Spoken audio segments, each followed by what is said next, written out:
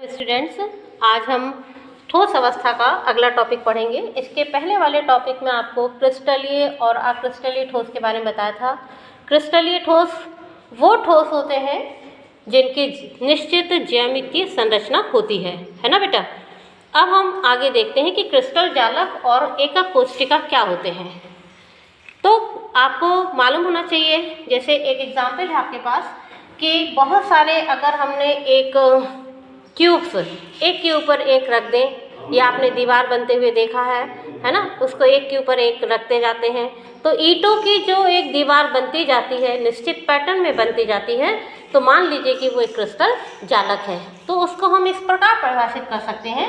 यहाँ पर जैसे आप देख रहे हैं कि किसी भी क्रिस्टल में अणुओं, परमाणुओं अथवा आयनों के समूह की व्यवस्थित व्यवस्था को क्रिस्टल जालक कहते हैं। यानी जो आपको ये भी मालूम है कि कोई भी जो ठोस होता है या क्रिस्टल होता है, वो या तो अणुओं से मिलकर बना है, या परमाणुओं से मिलकर बना है, या आयनों से मिलकर बना है। तो उनके समूह की व्यवस्थित व्यवस्था, व्यवस्थित मीन्स निश्चित पैटर्न जो होता है, उसको हम लोग यहाँ पर क्या कहते हैं, क्रिस्टल जालक कहते हैं। इसके अलावा हम लोग क्रिस्टल जालक की परिभाषा एक और तरीके से दे सकते हैं कि जैसे यहाँ लिखा हुआ है, जब क्रिस्टल के अवयवी कणों का त्रिविमीय व्यवस्था का आरेखन तथा उसमें प्रत्येक कण का बिंदु द्वारा चित्रण को क्रिस्टल जालक कहते हैं। तो इसको अभी हम डायग्राम से आपको समझाते हैं। जैसे यहाँ पर हमने एक डायग्राम बनाया हुआ है सोडियम क्लोराइड का। आपको सोडियम क्लोराइड में हम बता चुके थे, सोडियम क्लोराइड में एक सोडियम को क्लोरीन, 4 क्लोरीन चारों तरफ से घेरा हुआ है। क्लियर बेटा। इसी तरीके से अगर हम क्लोरीन को देखेंगे तो क्लोरीन भी चारों तरफ से सोडियम धनायन से घिरा हुआ है। ठीक है ना। तो देखिए एक निश्चित पैटर्न आपको मिल रहा है यहाँ पर। अगर हम इसके यहाँ पर कोई रेखी आरेख खींचते हैं तो हमको इस प्रकार की यहाँ पर संरचना मिलती है। ठीक है। तो ये यहाँ पर क्या कहलाता है, एक क्रिस्टल का एक भाग का यहाँ पर चित्र बना हुआ है। फिर हमने यहाँ पर देखिए पॉइंट्स लगा रहे हैं, है ना। तो ये सारे बिंदु हैं, और ये जितने भी बिंदु होते हैं ये सब परमाणु या समूह को क्या करते हैं, प्रदर्शित करते हैं। तो देखिए यहाँ पर नोट में हमने लिखा है कि त्रिविम जालक का प्रत्येक बिंदु परमाणु या परमाणुओं के समूह को प्रदर्शित करता है। तो यहाँ पर देखिए हमने ये बिंदु बनाए हुए हैं। तो ये प्रत्येक बिंदु जो है कोई भी जालक में जो भी परमाणु या आयनों से मिलकर बना, जैसे यहाँ पर फॉर एग्जाम्पल सोडियम क्लोराइड से बना हुआ है, तो यहाँ पर सोडियम और क्लोराइड के क्या है, अणु, आयन उपस्थित है। ओके।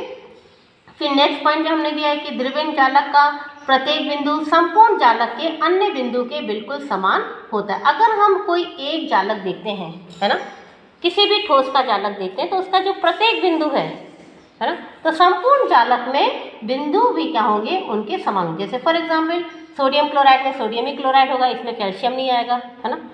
अगर हमने कैल्शियम क्लोराइड का लिया है तो उसमें सोडियम नहीं आएगा। यानी अगर हमने कोई भी एक ठोस लिया है तो उसमें सिर्फ उसी के ही अणु, आयन या परमाणु उपस्थित होंगे। तो इस तरीके से यहाँ पर क्या है आपके पास, ये इसको आप सीखिए यहाँ पर और इसको उतार लीजिए। देखिए बच्चों, अभी आपने क्रिस्टल जालक देखा।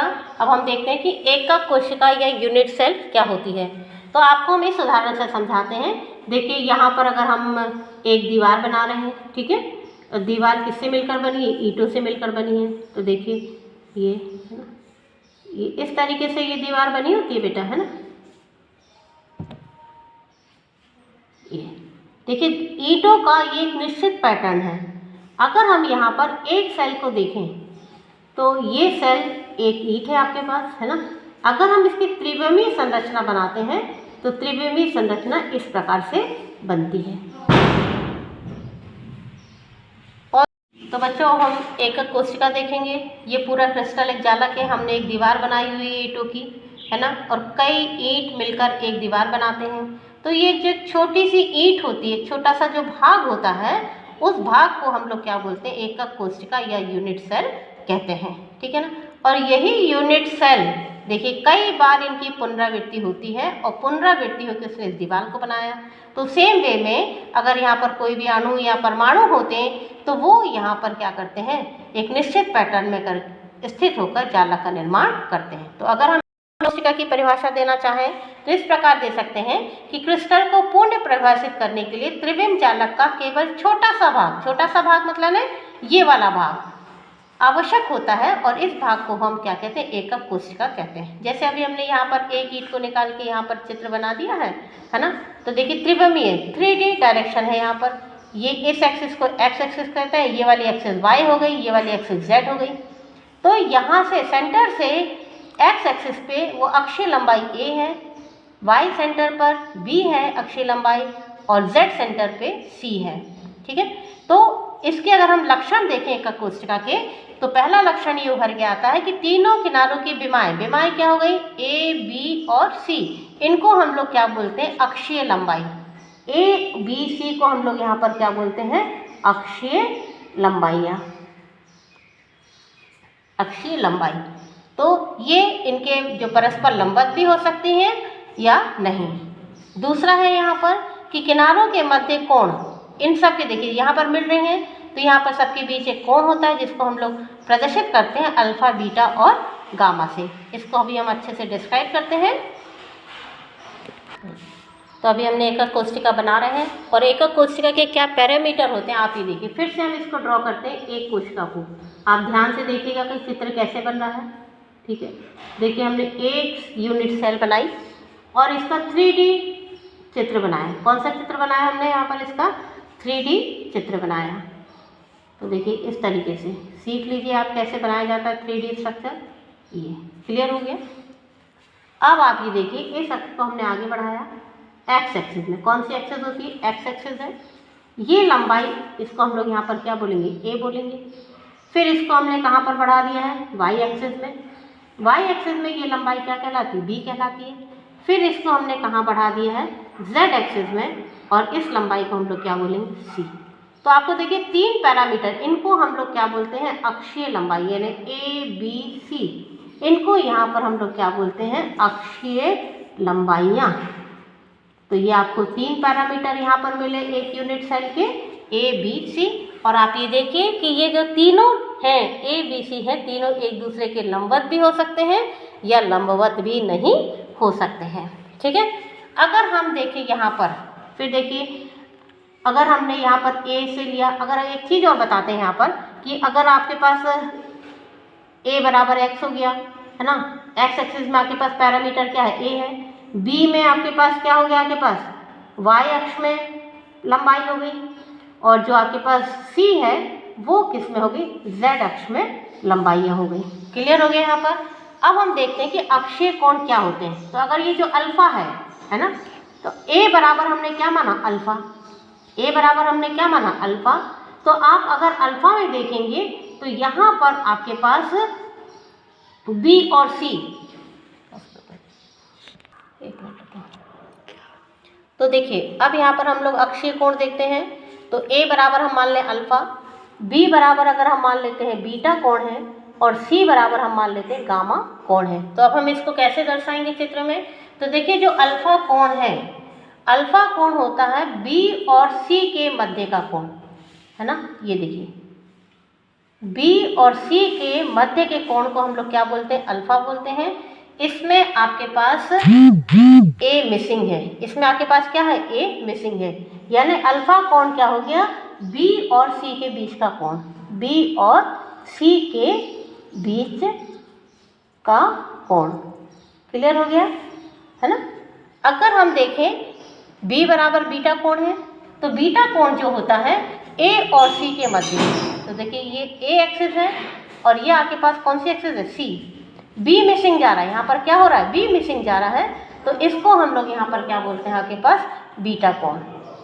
कौन सा कोण बोलना है आपको, बीटा कोण, यानी ए और सी के मध्य का कोण, ए और सी के बीच का कोण जो क्या कहलाता है, बीटा कोण। इसी प्रकार अगर हम गामा कोण देखते हैं, तो ये जो गामा कोण होता है ए और बी के मध्य का कोण होता है, ए और बी के मध्य का कोण होता है। तो ये आपके पास गामा कोण हो गया और ये आपके पास कौन सा कोण हो गया, बीटा कोण। तो इस प्रकार आप देखिए यहाँ पर आपको टोटल 6 पैरामीटर मिलते हैं। कितने पैरामीटर मिलते हैं, 6 पैरामीटर मिलते हैं, A B C. In A B सी को हम लोग क्या बोलते हैं, अक्षीय लंबाइयाँ कहते हैं। और फिर हमको इनके बीच का जो कोण बनता है 3 पैरामीटर और मिल जाते हैं, अल्फा, बीटा और गामा। तो आपको ये याद रखना है कि जो अल्फ़ा को मान लेते हैं कि हम लोग ए कोण है, बीटा को हम लोग बी कोण मान लेते हैं और सी को हम लोग क्या मान लेते हैं, गामा कोण। तो आपको इसमें ध्यान देना है कि जो अल्फ़ा कोण है बी और सी के बीच का कोण है, इसमें आप देखिए ए मिसिंग है ना। जब भी ए मिसिंग है तभी तो ये आपके पास अल्फ़ा कोण आया, क्योंकि हम इस कोण का मान क्या देखते हैं, ए के रूप में देखते हैं, तो ये अल्फ़ा हो गया। इसी प्रकार बीटा कोण हम देख रहे हैं, तो बीटा कोण जो होता है आपके पास ए और सी का बीच का कोण है, ए और बी के बीच का कोण है, जिसको हम लोग बीटा कोण कहते हैं। इसमें आप देखिए बी मिसिंग जाएगा। फिर अगर हम लोग गामा कोण देखते हैं तो गामा कोण होता है ए और बी के बीच का कोण। ये ए है और ये बी है, इनके बीच का कोण क्या कहलाता है, गामा। और इसमें आपके पास क्या मिसिंग होता है, सी मिसिंग होता है। तो ये टोटल 6 पैरामीटर आपके पास होते हैं। अगर हम इस पैरामीटर को चेंज करते रहें तो हमको भिन्न भिन्न प्रकार की यूनिट सेल मिलेंगी और उनसे भिन्न भिन्न प्रकार के क्रिस्टल जालक को हम बना सकते हैं। तो अब हम आगे ये देखते हैं कि जो भिन्न भिन्न प्रकार की यूनिट सेल बनती है वो किस प्रकार बनेंगी। अगर हम वो 6 पैरामीटर हैं A B C alpha beta gamma, अगर हम उनको चेंज करते हैं तो कैसे हमारे पास क्रिस्टल तंत्र बनेंगे। तो देखिए सबसे पहला आपके पास घनीय क्रिस्टल तंत्र है। घनीय मतलब है क्यूब, है ना। तो इसमें ए बराबर बी बराबर सी, यानी जो तीनों अक्षीय लंबाई के पैरामीटर हैं, तीनों की लंबाई एक दूसरे के बराबर है, ठीक है। और अगर हम 3 और पैरामीटर देखें अल्फ़ा बीटा और गामा, तो इनके बीच का जो कोण होता है वो 90 डिग्री है ना। तो 90 डिग्री कोण है, तो यहाँ पर कैसी संरचना आपके पास बनेगी, ये संरचना बनेगी। और इसका उदाहरण होता है सोडियम क्लोराइड और कॉपर। क्लियर। दूसरा है द्विसम लंबाक्ष। द्विसम लंबाक्ष, इसमें अगर आप पैरामीटर देखते हैं अक्षीय लंबाइयों का, तो ए तो बी के बराबर है, यानी ए की लंबाई किसके बराबर है, बी की, लेकिन बी की लंबाई सी के बराबर नहीं है। लेकिन अगर हम तीनों के बीच का कोण देखें अल्फ़ा बीटा और गामा, तो तीनों के बीच का कोण किसके बराबर होता है, 90 डिग्री के बराबर, यानी तीनों कोण 90-90 डिग्री के होते हैं। तो इसका उदाहरण होता है स्टेनस ऑक्साइड होता है, SnO2 होता है, TiO2 होता है और कैल्शियम सल्फेट होता है, titanium oxide and calcium sulphate, ठीक है। फिर तीसरा आपके पास बनता है विषम लंबाक्ष, है ना। विषम लंबाक्ष क्या होता है कि अगर यहाँ पर तीनों जो अक्षीय लंबाइयाँ हैं कोई भी एक दूसरे के बराबर नहीं है, यानी तीनों की लंबाइयाँ अलग अलग हैं और उनके बीच के कोण अभी भी क्या है, 90 डिग्री के हैं, तो उस टाइप का जो क्रिस्टल है वो कैसा बनेगा, विषम लंबाक्ष बनेगा। तो उदाहरण के रूप में आपके पास यहाँ पर क्या हो गया, पोटेशियम नाइट्रेट है और विषम लंबाक्ष सल्फर है, ठीक है। तो ये आपको उदाहरण याद करने हैं। फिर अगर षटकोणीय अगर हम क्रिस्टल देखते हैं तो इसमें ए की बराबर बी नहीं है, मतलब ए के बराबर बी है लेकिन बी सी के बराबर नहीं है। और यहाँ पर अगर हम कोण देखें तो अल्फ़ा और बीटा का कोण 90 डिग्री के बराबर है, लेकिन गामा किसके है बराबर है, 120 डिग्री के बराबर है। तो ये जो संरचना बनती है अगर हम इतना पैरामीटर लेते हैं तो षटकोणीय संरचना मिलती है और इसका उदाहरण होता है ग्रेफाइट और जिंक ऑक्साइड। फिर इसके बाद होता है त्रिनताक्ष, त्रिसम नताक्ष, यानी तीनों पैरामीटर अक्षीय लंबाई के फिर एक दूसरे के बराबर होते हैं, है ना। लेकिन जो इनके बीच का कोण होता है अल्फ़ा बीटा के बराबर होता है, लेकिन बीटा जो है गामा के बराबर नहीं होता। और जो गामा किसके बराबर होता है, अल्फ़ा बीटा के बराबर नहीं होता है, लेकिन जो गामा कोण है वो किसके बराबर होता है, 90 डिग्री के बराबर होता है। तो इसका उदाहरण आपके पास क्या है, कैल्शियम कार्बोनेट है। फिर आपके पास एक नताक्ष आता है। एक नताक्ष में फिर तीनों पैरामीटर जो है लंबाइयों के वो एक दूसरे के बराबर नहीं है। अल्फ़ा और गामा का देखिए यहाँ पर ध्यान देना पड़ेगा, अल्फ़ा एंड गामा का कोण किसके बराबर है, 90 डिग्री के, और जो बीटा है वो 90 के बराबर नहीं है। देखिए क्रॉस करके लिखा हुआ है इन्हें, बीटा जो कोण है 90 के बराबर नहीं है। ये कुछ भी हो सकता है, 90 से कम भी हो सकता है और 90 से ज़्यादा भी हो सकता है। तो इसके जो उदाहरण है एकंताक्ष गंधक होता है और सोडियम सल्फेट 10H2O। फिर एक और हमारे पास संरचना बनती है जिसको हम लोग बोलते हैं त्रिनताक्ष। तो त्रिनताक्ष में ए तीनों पैरामीटर एक दूसरे के बराबर नहीं है और तीनों एंगल भी 90 डिग्री के बराबर नहीं है, यानी कोई भी एंगल एक दूसरे के बराबर नहीं है। तो इसका उदाहरण आपके पास क्या होता है, पोटेशियम डाइक्रोमेट है और कॉपर सल्फेट है। तो अगर बेटा अगर हम ये 6 पैरामीटर की जो लंबाइयाँ हैं या कोण है उनको हम चेंज करते हैं तो हमको विभिन्न प्रकार के क्रिस्टल वहाँ पर प्राप्त होते हैं और उनसे हम विभिन्न प्रकार का क्रिस्टल जालक को प्राप्त कर सकते हैं। इसमें आपको बेटा इतना तो याद करने की ज़रूरत नहीं है, लेकिन फिर भी आपको ये 2 पॉइंट हम इसमें बताते हैं कि आपको क्या याद करना है। तो देखिए, जो सबसे सुंदर, सबसे नियमित और सबसे व्यवस्थित यूनिट सेल होती है या क्रिस्टल जालक बनता है वो घनीय का बनता है। तो आपको ये याद रखना पड़ेगा कि सबसे नियमित, सबसे सुंदर और सबसे सममित, है ना, वो क्रिस्टल जालक कौन सा होता है? घनीय जालक, ठीक है। और सबसे अव्यवस्थित, है ना, अव्यवस्थित और अनियमित क्रिस्टल जालक किससे मिलकर बनता होता है? त्रिघातांश से। तो बस आपको ये 2 पॉइंट याद रखना है कि ये पूछा भी जाता है कि सबसे नियमित और सबसे सममित क्रिस्टल किसका होता है, तो आपको याद रखना है घनीय का है। और सबसे ज़्यादा अव्यवस्थित या अनियमित क्रिस्टल जालक किसका होता है, तो वो किसका होता है? त्रिनक्षाक्ष का होता है। तो बेटा आपको ये सब बता दिया है, आप इसको पढ़िए, रिवाइज करिए, है ना। इसके आगे हम लोग पढ़ेंगे कि जो कोष्ठक कोशिका है उसके कितने प्रकार होते हैं अगले टॉपिक में। Thank you.